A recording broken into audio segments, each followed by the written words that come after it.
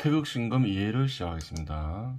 법과 윤리는 제도의 필요에 의해 강제성이 부여되기 때문에 구체적 질을 규정하는 문장의 형태를 지닌다. 고차.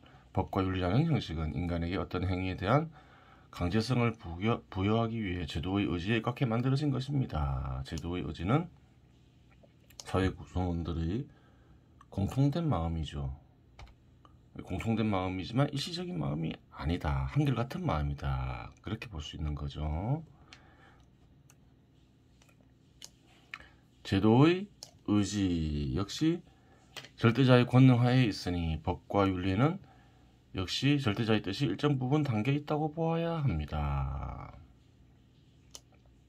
그렇죠. 제도의 의지는 제도의 마음에서 생겨나는 거죠. 인간의 공통된 마음에서 생겨나는 거예요. 인간의 마음은 절대자의 권능하에 있는 것이지요. 별도의 설명하지 않겠습니다. 예전에 많이 설명했죠. 절대자의 뜻이 전체에 간직된 것이 아니라 부분에 간직된 이유는 문명이 나타난 것과 더불어 악도 나타났기 때문에 경우에 따라서 법과 윤리에 악령이 깃들여 있을 수 있기 때문입니다.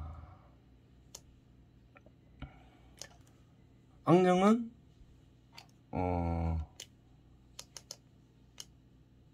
뭐 짐승에게도 생겨날 수 있나요? 그렇진 않죠. 악령은 왜 생기나요?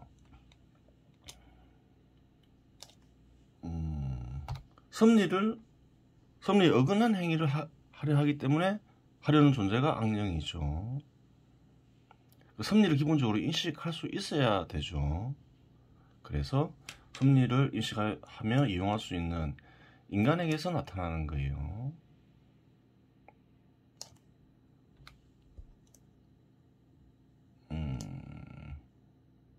그래요.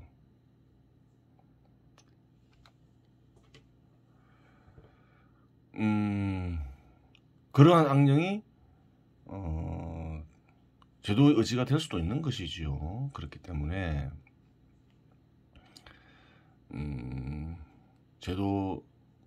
실현된 제도에는 절대자의 뜻만 있는 것은 아니다. 이렇게 얘기하고 있는 거예요.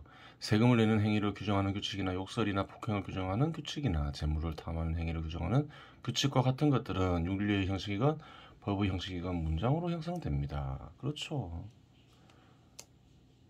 사람들이 인식할 수 없는 어떤 규칙은 규칙이 아니죠. 인식할 수 있어야 뭐 지킬 수 있겠죠.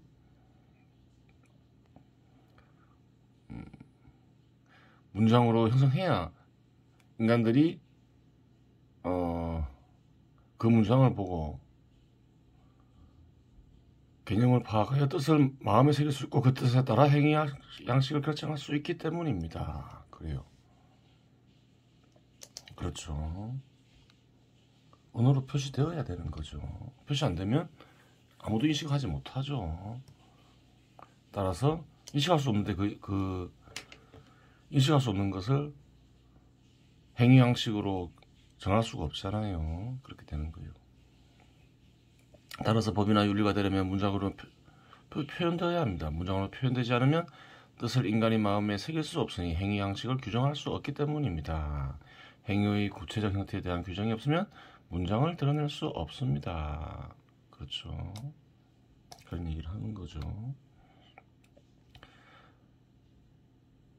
따라서 법이나 윤리에는 행위의 구체적 형태가 담길 수밖에 없는 관계로 구체적 질을 지닐 수밖에 없습니다. 윤리의 경우 해당될 수도 있고 해당되지 않을 수도 있으나 법에는 필연적으로 구체적 양이 명시될 수밖에 없습니다. 그래요.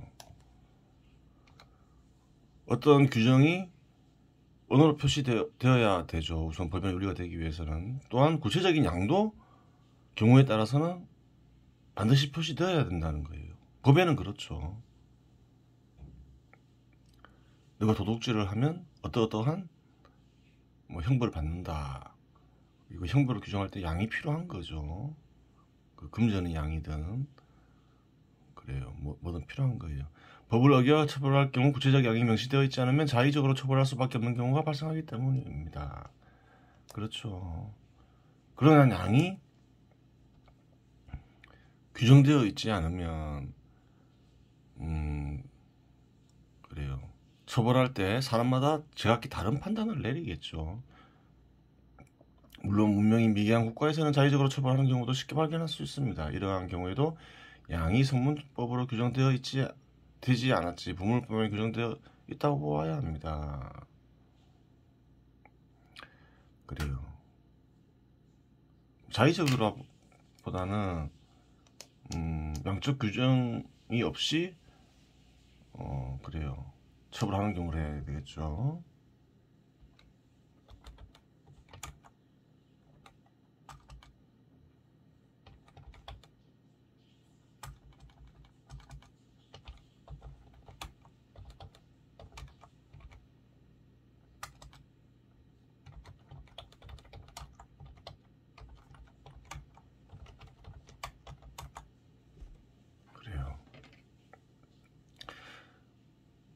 하여간 구체적 양이 명시되어 있지 않은 성문법은 불완전한 법이라고 말할 수 있습니다. 그렇죠.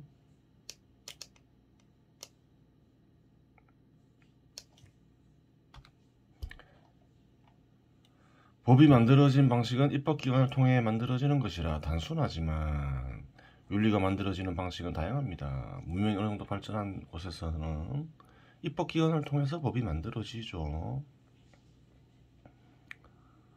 성인이라고 불리는 이들의 말이 인용식으로 전달되기도 하고, 그렇죠. 윤리는 그런 식으로 형성되기도 하죠. 속담으로 전달되기도 하며 종교의 가르침으로 전달되기도 합니다. 그래요.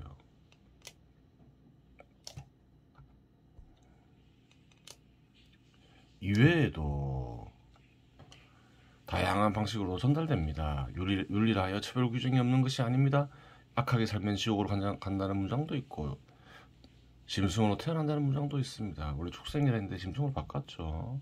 축생이란 말은 잘 안 쓰죠. 현 시대에서는. 뭐 이해하기 쉬운 말을 쓰면 좋은 것이죠. 법이나 윤리의 형식을 띠는 문장들 중 정의나 자비와 사랑이 간직되어 있지 않은 문장들 혹은 악이 간직되어 있는 문장들은 인간의 문명이 발전하게 됨에 따라 사회적으로 형성된 정의 개념이 내재적으로 발전하고 실현되는 과정에서 필요성이 줄어들거나 사라질 경우 법이나 윤리의 형식을 상실하게 됩니다. 그렇죠.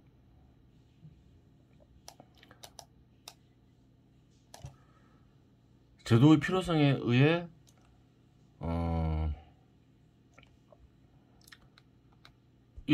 일시적으로 도입된 법 혹은 윤리 이런 것은 사라지죠. 특히 악한 법이나 윤리는 더 그런 게 심하겠죠. 많은 사람들이 반대할 거 아니에요. 그런데 필요성까지 없어진다. 그러면 사라지게 되겠죠. 물론 중간 과정에서 문장의 변화를 겪을 수 있습니다. 정의가 간직되어 있는 문장들도 시대별 공간별로 적합한 형태로 변화를 거치게 됩니다. 정의가 간직되어 있다고 했더라도 그러한 문장은 시대별 공간별로 적합한 형태로 만들어진 것이기 때문입니다. 그래요. 예전에 설명했죠. 시대와 공간별로 정의 형태가 다르다. 그러니 같은 뜻이라 하더라도 다르게 표시될 수가 있는 것이에요. 하지만 시대나 공간이 변하고 언어는 다를지라도 형태조차도 변하지 않는 문장이 있습니다. 그러한 문장에는 절대자의 의지가 간직되어 있기 때문이다. 다음과 같은 문장들이 그러합니다. 법이나 윤리가 변하는데 형태가 변한다 이 말이죠. 또 사라지기도 하죠. 절대 변하지 않는 게 있다는 거예요. 다음과 같은 문장들이 그렇다는 거죠. 절대자의 뜻에 따르라 그래요. 섭리를 임식하고 섭리에 따르라 혹은 섭리를 이용하면서 뭐 인간을 복되게 하라 뭐 그런 말들이 되겠죠. 섭리에 입각해 자비와 사랑을 베풀어라. 선하게 살아라.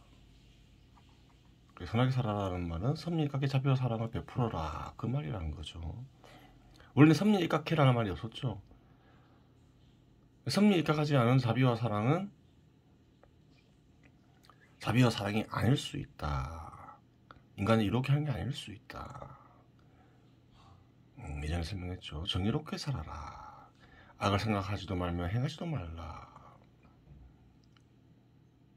그래요. 생각하거나 행했으면 참회하라. 그래요. 그렇게 그런 말도 여기에 속한다 보면 되겠죠. 순서 변경시키면 안 됩니다. 순서가 중요하다라고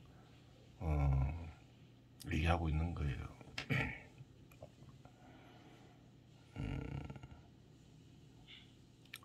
순서가 있다는 말은 무슨 말인가요?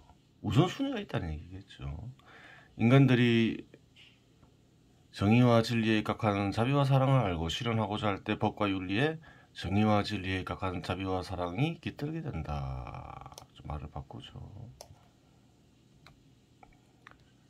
어지간하면 바꾸려 하지 않는데 바꿀 때는 좀 그래요. 뭐 특별한 이유가 있는 거예요. 자비와 사랑을 생각할 때는 항상 진리에 입각하여 자비와 사랑을 베푼다고 생각하라고 이렇게 빨간색을 칠해놨겠죠. 예전에는 이 말이 없었죠. 2017년에 쓴 글에는. 다른 제도와 이어지는 경우는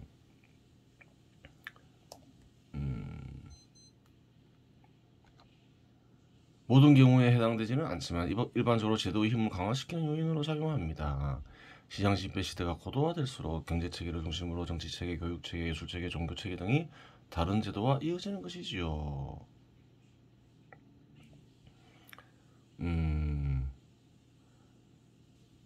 일반적으로 다른 체계들과 이어질 경우에 제도의 힘이 강화된다고 하는 거죠. 제도의 힘을 갑자기 언급하죠. 그것이 이제 진리와 입각한 자비와 사랑과 무슨 연관이 있느냐 이렇게 생각할 수 있는 거죠. 난데없이 나온 말이라고 할 수 있겠죠. 뭐 이유가 있겠죠. 한번 보겠습니다. 교통, 통신 기술의 발달 역시 제도의 이러한 의지의 결과물이 됩니다. 교통통신의 발달이 제도의 의지에 의해서 발달한다는 거예요. 제도의 의지가 없으면 교통통신이 발달하지 않겠죠. 왜 그런가요? 과학기술 역시 제도의 의지의 산물이 된다는 거예요. 제도의 의지가 과학을 발전시키고자 할 때 발전시키는 거죠. 또 과학기술 중에서도 교통통신을 발전시키려 한다. 그게 다 이유가 있다는 거예요.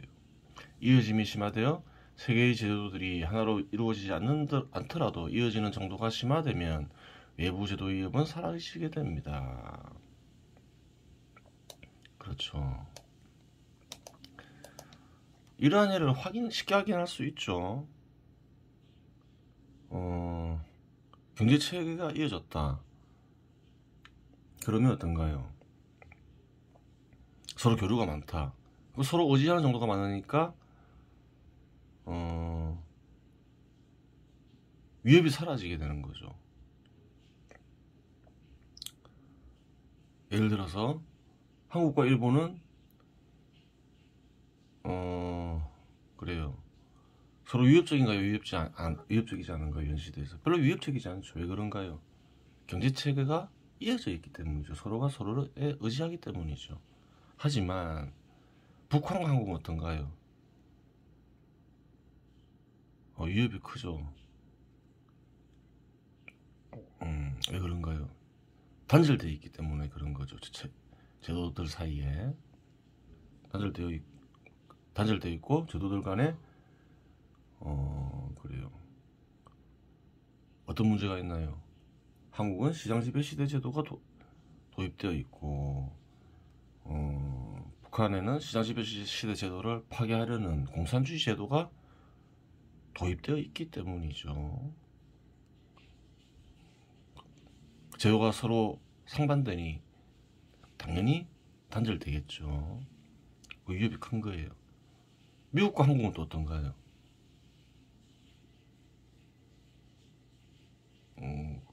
일본도 위협이 없지만 미국에도 위협을 안 느끼죠. 왜 그런가요? 경제 체계만 이어져 있는 게 아니죠. 미국과는 군사 체계도 어느 정도 이어져 있기 때문에 그런 거예요. 더 위협이 사라지게 그래요. 더 위협이 사라지게 되는 거죠. 또한 현 시대의 경제 체계의 바탕이 되는 시장이 고도화되니 거래에 있어서 정확하게 주고받는 행위의 개념이 선명해지고 이것은 정의 개념이 사회적으로 실현되는 것을 가리키니 인간들이 후천 정보와의 정의 개념이 확고히 새겨지게 됩니다.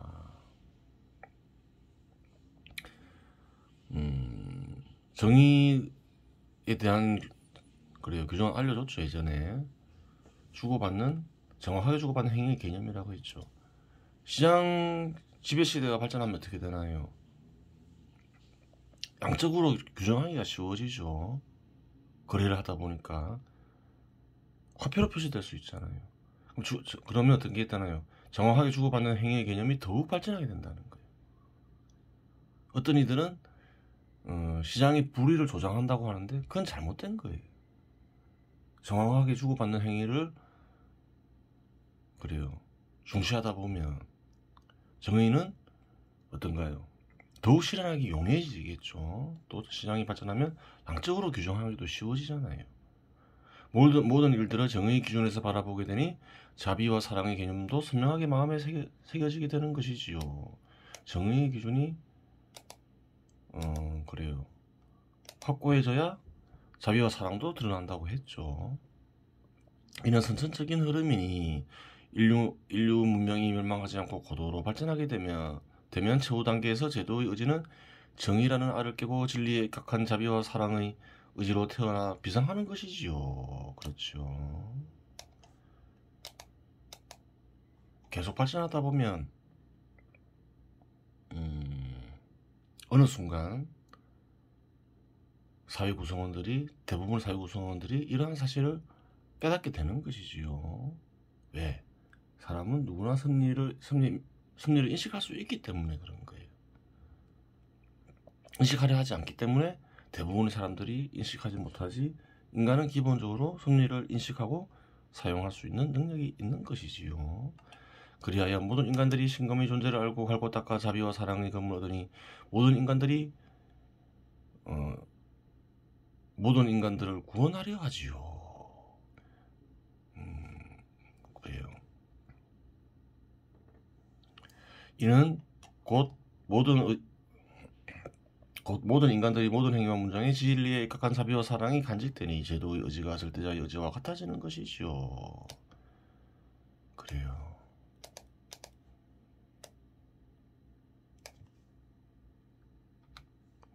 이 세상 구원자의 구체적 실체 형태는 절대자의 뜻을 담은 세계 제도의 의지라고 하겠습니다. 이 세상에 구원되려면 어떻게 해야 되나요? 세계를 지배하는 제도의 의지가 어떻게 되나요? 구원자가 돼야 되는 거죠. 그렇게 되는 거예요. 이 세상이 구원받기 위해서는 이 세계를 지배하는 제도의 의지가 진리에 입각한 자비와 사랑을 간직해야 한다. 이렇게 얘기하고 있는 거예요. 여기 주석이 있죠. 어느 시대 어느 공간에서나 많은 사람들이 구세주를 떠올리며 구세주가 나타나기를 바라는 반면에 어떤 이들은 구세주와 같은 존재는 현실에서 존재할 수 없다고 생각한다. 결론만 얘기하자면 사회를 구원할 수 있는 구세주는 존재하지만 특정 개인은 아니다. 이렇게 얘기하고 있는 거예요. 사람이 아닌가요? 특정 개인이 아닐 뿐이라는 거죠. 너희 마음에 존재하는 절대자가 구세주이니 너희가 구세주가 되지 않으면 너희에게 구세주는 없다. 누군가 말씀을 전하는데 너희가 구세주가 아니면 말씀을 알아들을 수 없다. 너희가 말씀을 전해도 누구도 알아듣지 못한다면 세상에 구원은 없다. 고로 구세주를 기다리는 곳에서는 구세주가 없다. 이렇게 얘기하고 있죠. 구세주가 나타나도 구세주인지 알 수 없고 말씀이 전해져도 실행할 이들이 없고 설사 구원받아도 구원받은지 모르기 때문이다. 그러하기에 그러한 곳에서는 다음과 같은 말이 전해질 수 있다. 하느님 외에는 아무도 하늘나라 제자를 알지 못한다. 또 하늘나라 제자 외에는 그리고 하늘나라 제자가 하느님을 드러내 보여주려는 사람 외에는 아무도 하느님을 알지 못한다. 누구나 구세주가 되고자 하는 곳에서 구세주가 나타난다. 누구나 절대자와 진리를 사랑하니 말씀이 나타나고 누구나 말씀을 이해할 수 있고 절대자의 뜻을 따르려 하니 누구나 말씀을 실행한다. 그리하여 안에서나 밖에서나 하늘나라가 이루어진다. 그렇죠. 누구나 누구나 구세주가 되고자 하면 즉 사회 구성원들이 누구나 구세주가 되고자 진리에 입각한 자비와 사랑을 실현하려고 하면 그래요. 어떻게 되나요? 제도의 의지는 진리에 입각한 자비와 사랑을 실현하려고 하겠죠. 그러면서 어떻게 된다고 하나요? 안에서나 밖에서나 하늘나라가 이루어진다 이렇게 얘기하고 있죠.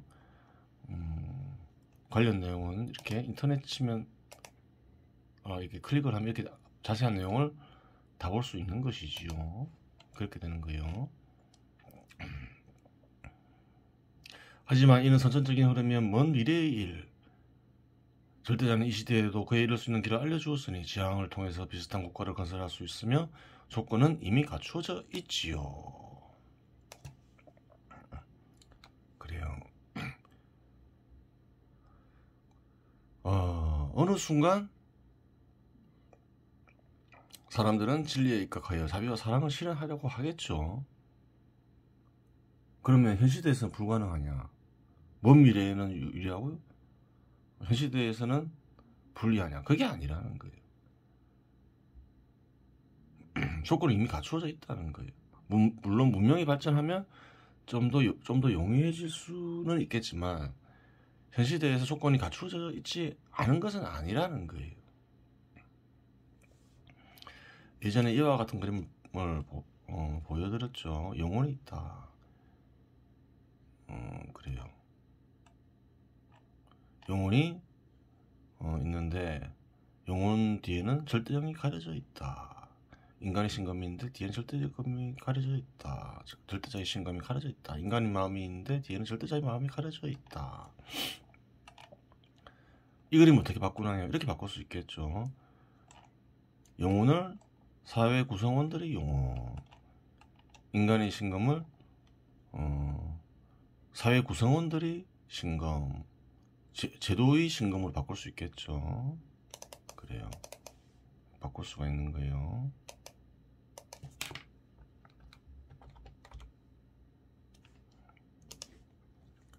그리고 제도의 신감이 실현되면서 사회가 이루어지죠. 사회 뒤에는 절대자의 마음이 가려져 있겠죠. 세상을 이루어지게 하는 존재의 마음. 그래요. 그런데 이 사회 구성원들의 영혼은 뭔가요?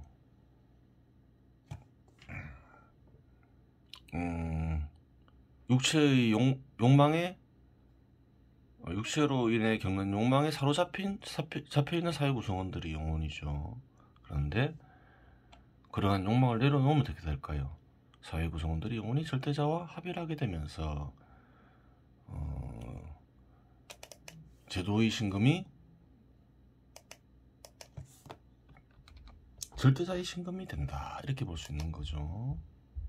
그러면서 무엇이 드러나나요? 사회에서 하늘나라가 드러난다. 그렇게 되는 거예요. 그래요. 이번 시간 여기서 마치겠습니다.